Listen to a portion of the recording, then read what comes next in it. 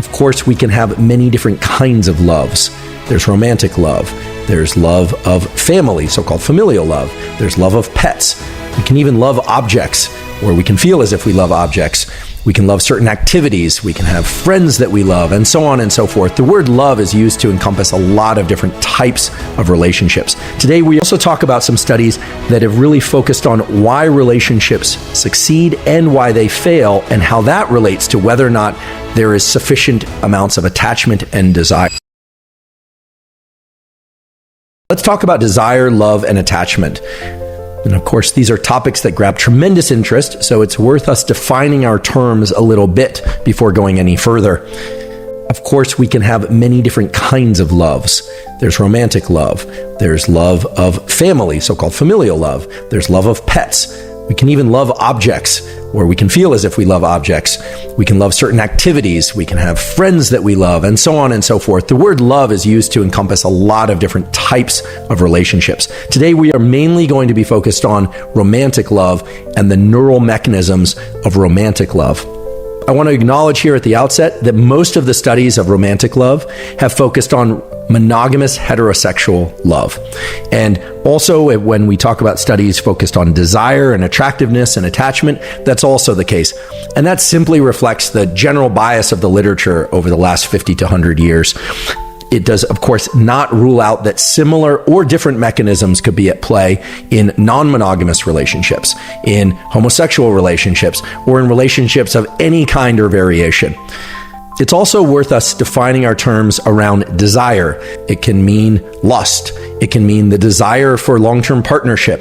So we need to define our terms, and throughout I will do my best to very carefully define what I mean by desire, what I mean by love, and what I mean by attachment. The formal study of love and desire and attachment goes back to the early 1900s. One of the classic studies on this is entitled Love and Desire. It was published in 1912 and really focused on two opposing themes within romance. One is love, which in that paper was really meant to include attachment and dependence or interdependence between individuals, right? And the other end of the spectrum being desire, or the sexual desire for another. And romance was meant to encapsulate both those things, love and desire.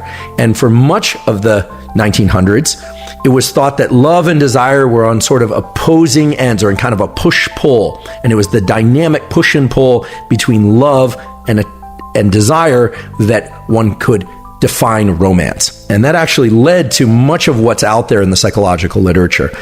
Today, we are going to explore some neurobiological studies, some studies of the endocrine system, meaning the hormone system, that actually support that general model. And I'll point you toward what I think is a very useful book in thinking about how relationships can both form and last over long periods of time, and how those relationships can include both desire and interdependence.